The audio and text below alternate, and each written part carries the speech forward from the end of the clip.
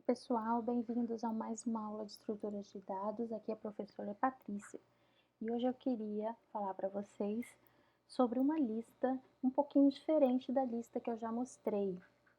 Hoje eu gostaria de falar sobre a lista simplesmente encadeada sem sentinela, que é uma lista formada apenas por um conjunto de células ligadas através de ponteiros, mas sem aquela estrutura inicial chamada sentinela, que é uma estrutura de proteção da lista, que tem um ponteiro, que pode ter um ponteiro para o início, outro para o final, enfim, ela pode conter outras informações relevantes na manipulação no gerenciamento da lista.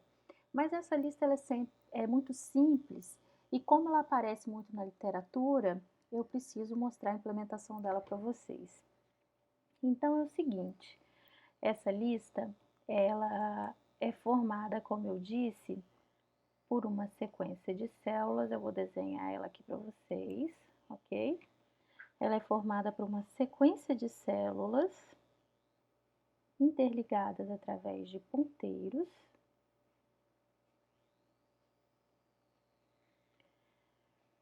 Sem a estrutura inicial, que é a estrutura da sentinela. Então, o que define o início da lista é um ponteirinho para a primeira célula, é o endereço da primeira célula, ok? Então, imaginem aqui que essa célula está ligada com o aluno A1, essa outra célula com o aluno, por exemplo, A2, se for uma lista de alunos, é claro, né? E a célula 3 com o aluno A3. Como essa lista ela não tem a estrutura da sentinela, aquela estrutura inicial, a tendência é que essa lista, o endereço para o início da lista, mude de valor. Imaginem aqui, por exemplo, que eu esteja querendo retirar o aluno A1, né? Enfim, ele saiu dessa lista aqui, que é a lista de reprovados, por exemplo, ele saiu dessa lista. O que acontece com o início da lista? Passa a ser a célula que contém o aluno A2. Então, esse ponteiro aqui, ele muda de valor, ok? Daí, essa lista, ela tem essa característica de ser um pouco mais perigosa para o programador. Pelo fato da lista mudar de endereço, o TAD tem que informar essa mudança para o cliente, ok? Então, por exemplo, a função retira, ela necessariamente precisa retornar o novo endereço dessa lista. Se eu retirei A1, eu preciso que meu cliente saiba agora que a minha lista, ela tem o endereço da segunda célula. A mesma coisa se eu estiver inserindo, né, no início, nesse tipo de lista, é óbvio que eu sempre vou inserir no início, não faz sentido eu inserir no final dessa lista. Imagine que eu estou querendo inserir aqui o aluno A4, e aí o endereço dessa lista não vai ser mais esse, vai ser esse daqui, e óbvio, vou precisar, antes de fazer aquela mudança, encadear com o aluno A2. Então, é importante aqui notar que, tanto no insere quanto no retira, o cliente precisa ser atualizado com relação ao novo endereço da lista, ok? Então, é importante entender isso nessa implementação. Vamos lá para a IDE, para a gente ver como o código dessa implementação dessa lista pode ser feito. É óbvio que eu usei como base o mesmo código que eu estava usando lá na implementação da lista com sentinela. Mas eu vou mostrar para vocês que tem mudanças, mas eu vou usar a mesma implementação do TAD aluno, aluno.c, aluno.h, como vocês estão vendo aí, e a implementação da sentinela, da lista sem sentinela, a implementação da biblioteca é muito parecida. Então, vejam aqui que eu estou incluindo o aluno.h, eu tenho a mesma definição de tipo, eu tenho inicialização da lista, agora aqui eu tenho uma mudança. A insere precisa retornar o ponteiro, o novo ponteiro para a lista. E a retira a mesma coisa, né? Então, potencialmente, essas funções podem mudar o endereço do início da lista e, portanto, o cliente precisa saber desse novo endereço através desses retornos aqui. As outras funções permanecem as mesmas, ok? Obviamente, considerando a nova implementação agora da estrutura. Por quê? Essa estrutura agora da lista, a struct lista que está lá no ponto H, struct lista, lista, a gente tem que pensar que agora ela não é mais a sentinela, ela é simplesmente uma célula, certo? Então, a struct lista é a própria célula, as definições agora de célula e lista se confundem, porque eu não tenho mais aquela estrutura inicial. Então, eu tenho na célula um ponteiro para o aluno e um ponteiro prox para poder encadear essa célula com a próxima célula da lista. Agora, pessoal, o que define essa lista ser vazia, né? Na lista vazia, na lista com sentinela, é a estrutura da sentinela com ponteiro inicial e final apontando para null. No caso da lista sem sentinela, a gente não tem sentinela. Então, o que define lista vazia é o ponteiro null, apontando para null, ok? Então, a função de inicialização da lista vai retornar essa lista vazia, que simplesmente é o valor null. Para imprimir essa lista, recebo um ponteiro para a primeira célula, vou caminhar nessa lista com for, que eu já mostrei para vocês, e imprimir os dados do aluno, chamando a função imprime aluno, que está implementado no TAD aluno. A insere só faz sentido inserir no início, porque para inserir no final dessa lista, eu teria que caminhar nessa lista inteira para achar o final, já que eu não tenho a sentinela que tem um ponteiro para o final dessa lista. Então, não faz sentido inserir no final, nunca nessa lista. Se você tiver que inserir no final de uma lista simplesmente cadeada, essa não é a implementação que você escolheria, ok? Com certeza escolheria uma implementação com sentinela. E para inserir no início dessa lista, basta eu inicializar uma nova célula com malloc. Uma célula, a definição de célula se confunde com a definição de lista nessa implementação. Atribuo o aluno que está sendo passado como parâmetro. E olha só, nova célula, a célula que eu acabei de alocar, seta prox, vai apontar para o início da lista. Ok? Então, nova vai passar a ser a nova lista. E, portanto, a função agora retorna o novo endereço da lista, que é o endereço da célula que foi criada, ok? Então, lembrando que isso aqui, se não for feito, a implementação do seu TAD não dá certo. O cliente ele precisa ter acesso ao novo endereço da lista, que é o endereço da nova célula criada. O retira segue a mesma ideia. Então, sempre no retira de uma lista simplesmente encadeada, eu já expliquei isso para vocês, eu preciso ter um ponteiro auxiliar caminhando junto com o ponteiro que aponta para a célula anterior. Então, eu vou ter dois ponteiros, né? Um que acha o elemento que eu quero retirar e outro ponteiro que vai apontar para a célula anterior. Então, vamos lá. Para eu fazer isso, eu preciso fazer uma busca, que é feita através desse while. Eu declaro um ponteiro P auxiliar apontando para o início da minha lista e o ante apontando para null. E vou percorrer, enquanto P, diferente de null, e strcmp de nome do aluno que está na lista e a chave de busca. Enquanto não encontrar, eu vou caminhar com os dois ponteiros. O ante vai apontar para o P e o P vai apontar para P seta prox. Isso aqui, por enquanto, não mudou nada, né? É um caminhamento de lista encadeada normal.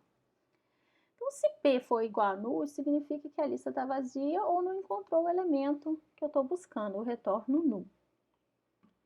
Agora o seguinte, desculpa, gente. Seguinte, eu posso destruir ou não um aluno. Vejam que nessa função eu não posso mais retornar o aluno que eu estou retirando, ok? Porque eu vou retornar o endereço da nova lista. Eu preciso informar o endereço da nova lista para o cliente. Então, eu não vou poder retornar o aluno. Eu tenho que tomar uma decisão no meu TAD aqui. Ou eu libero o aluno, eu vou liberar a célula, mas eu tenho que tomar a decisão se eu libero o aluno ou não. E aí eu tomei a decisão de não liberar o aluno, de deixar a liberação do aluno como responsabilidade do cliente, porque é o cliente que está criando o aluno, no meu caso aqui, é o cliente que vai inicializar um aluno e vai passar esse aluno já inicializado para um insere do TAD lista. Então, eu tomei a decisão dessa responsabilidade ser do cliente, por isso que esse código aqui está comentado. Continuar aqui.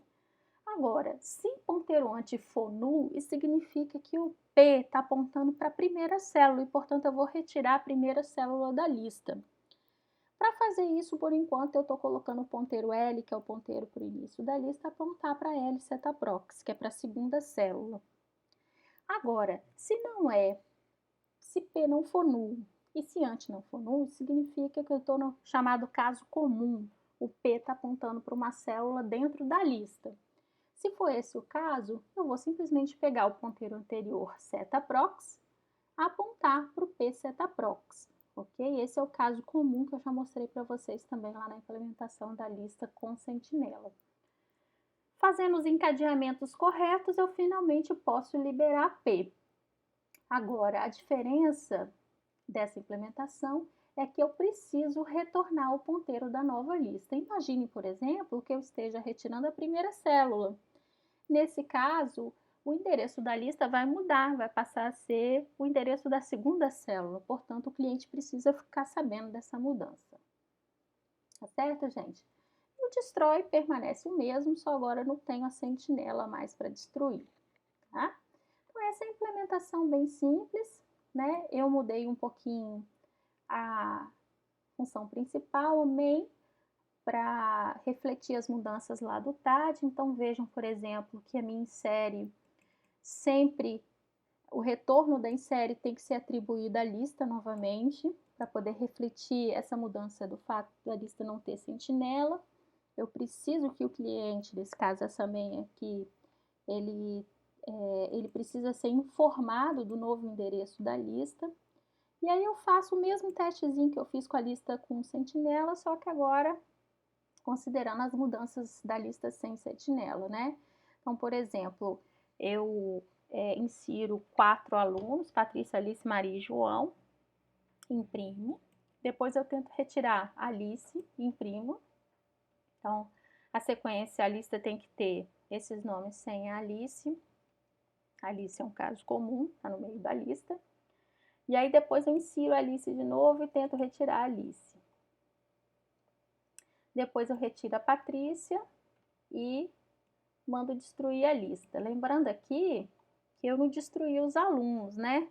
Eu tenho que destruir os alunos aqui nesse cliente. Isso quer dizer que tem vazamento de memória nesse meu código. Mas isso vocês não vão fazer, vocês vão fazer certinho aí, tenho certeza.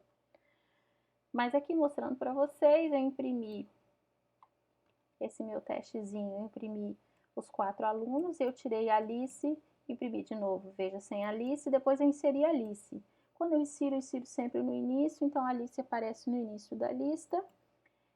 Depois eu tenho que eu retirei a Alice para testar se o meu código está retirando na primeira posição corretamente.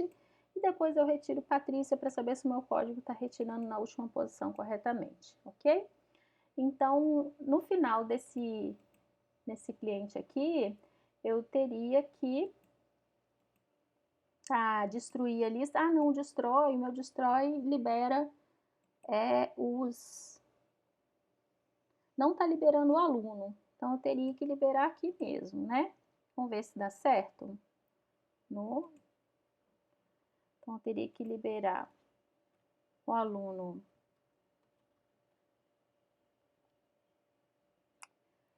Então, tá aqui, destrói aluno Patrícia, Alice, Maria e João. Vamos lá.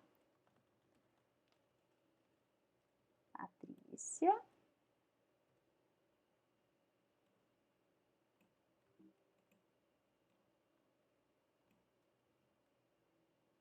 Eu tô com o mouse horrível aqui, gente. Meu filho pegou meu mouse para jogar e eu acabei ficando com um mouse terrível. Alice, Maria e João. Vamos ver.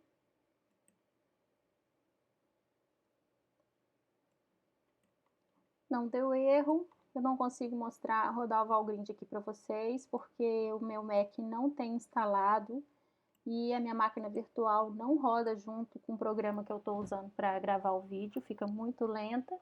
Mas aí vocês podem passar o Valgrind na casa de vocês, no programinha de vocês, para testar, ver se está tudo certo, tá? Então é isso, essa implementação, uma pequena variação da implementação de uma lista simplesmente encadeada. Façam os exercícios, implementem novamente a lista, com essas modificações que eu indiquei. E é isso. Próximo vídeo, outras implementações de lista. Ok? Um abraço para vocês. Tchau, tchau.